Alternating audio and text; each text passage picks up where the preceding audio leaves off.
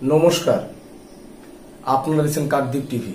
প্রিয় দর্শক, সকলে প্রীতি এবং শুভেচ্ছা নিন। কি লুকোতে চাইছে পাকিস্তান? হঠাৎ কেন সংঘর্ষ বিরতির জন্য ভারতের কাছে এত হাতে পায়ে ধরল? তার যদি কারণ আমরা বিশ্লেষণ করি, আমরা দেখতে পাবো কতগুলি কারণ রয়েছে। কি সেই কারণ? হঠাৎ করে পাকিস্তান কেন এত ডিফেন্সিভ মুডে চলে গেল? ভারতবর্ষের আক্রমণে নাস্তানাবুদ হয়ে পাকিস্তানের ডিজিএমও ভারতবর্ষের ডিজিএমওকে ফোন করে জানালেন, সংঘর্ষ বিরতির প্রস্তাব দিলেন। এর কারণটা কি?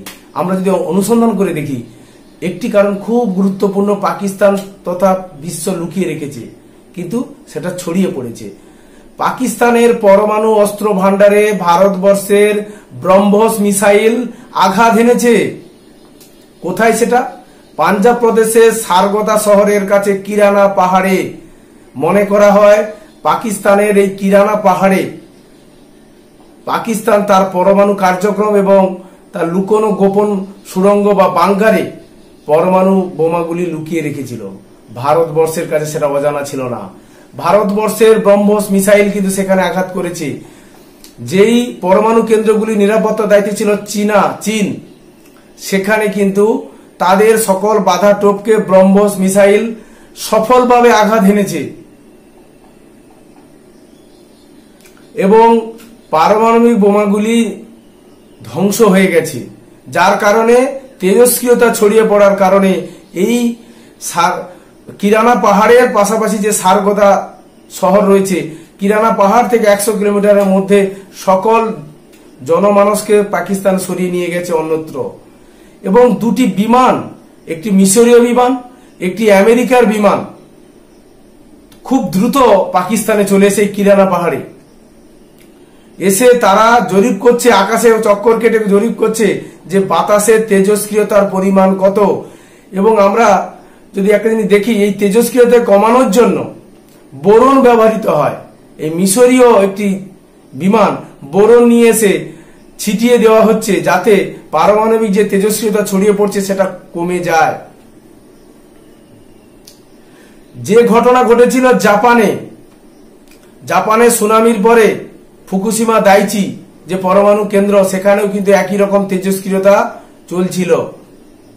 সেখানেও জাপান একই রকম ভাবে তার টেকনোলজি, তার প্রযুক্তি দিয়ে বিষয়টাকে কন্ট্রোল করেছে, নিয়ন্ত্রণ করেছে। কিন্তু পাকিস্তানের কাছে সেই ধরনের কোনো ক্ষমতা নেই। তাই তেজস্ক্রিয়তার হাত থেকে বাঁচানোর জন্য মিশরীয় বিমান এবং আমেরিকার বিমানের ওইখানে হঠাৎ করে আগমন আরো সন্দেহটাকে বাড়িয়ে তুলেছে। বিভিন্ন মিডিয়া মারফতে সোর্সে পাওয়া যাচ্ছে যে ভারতবর্ষের ব্রহ্মস মিসাইলের নিখুঁত আঘাত পাকিস্তানের পারমাণবিক যে বোমাগুলিকে কিন্তু নষ্ট করে দিয়েছে। এবার দর্শক, আপনারা প্রশ্ন করতে পারেন যে পারমাণবিক যদি বিস্ফোরণ ঘটে তবে তো তারা লুকিয়ে থাকবে না, সেটা তো বিশাল আকারে একটা বিস্ফোরণ ঘটবে, বিশাল তেজস্ক্রিয়তা হয়ে পড়বে। যুদ্ধ বিমানের মাধ্যমে, মিসাইলের মাধ্যমে পরমাণবিক বোমাগুলিকে, ওয়ারহেডগুলোকে যুক্ত করা হয় এবং সেটা যখন নিক্ষেপ করা হয়, সেটা যখন টার্গেটে গিয়ে আঘাত করে, তখন কিন্তু পারমাণবিক বিস্ফোরণ ঘটে ওপেনলি। এটা ঘটেছে বাংকারের মধ্যে নিষ্ক্রিয়ভাবে। তখন কিন্তু পারমাণুগুলোকে অ্যাক্টিভ করা হয়নি, সকল পরমাণু বোমা কিন্তু অ্যাক্টিভ করা নেই। এইগুলোকে অ্যাক্টিভ করতে হয়, ওয়ারহেডকে যুক্ত করে অ্যাক্টিভ করতে হয়। সেই অ্যাক্টিভ না হওয়ার কারণে এই নিষ্ক্রিয় অবস্থায় ভারতবর্ষের মিসাইল যখন আঘাত করেছে কিরানা পাহাড়ে, তখন কিন্তু যেটা মিডিয়া মারফত জানতে পারা যাচ্ছে, বিশ্ব মিডিয়া, আমেরিকার মিডিয়া থেকে জানতে পারা যাচ্ছে যে পাকিস্তান এই পারমাণবিক যে কিরানা পাহাড়ের যে স্থল, সেই জায়গাটা কিন্তু অনেকাংশে নষ্ট হয়ে গেছে এবং পারমাণবিক বোমাগুলি ফেটেছে, কিন্তু সেটা খুব ছোট পরিসরে, ফলে আমাদের পক্ষে বোঝা সম্ভব হয়নি।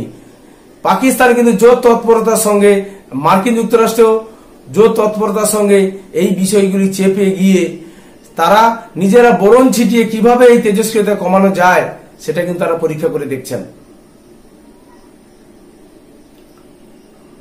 এই কিরানা পাহাড় এই জন্য শিরোনামের মধ্যে রয়েছে। হঠাৎ আমরা ভারতবাসী অনেক প্রশ্ন করছিলাম যে কেন হঠাৎ করে ভারতবর্ষ এতটা কুইকলি রেসপন্স দিয়ে যুদ্ধবিরতি রাজি হয়ে গেল। কারণ পাকিস্তানের আত্মায় আঘাত আনা হয়েছে।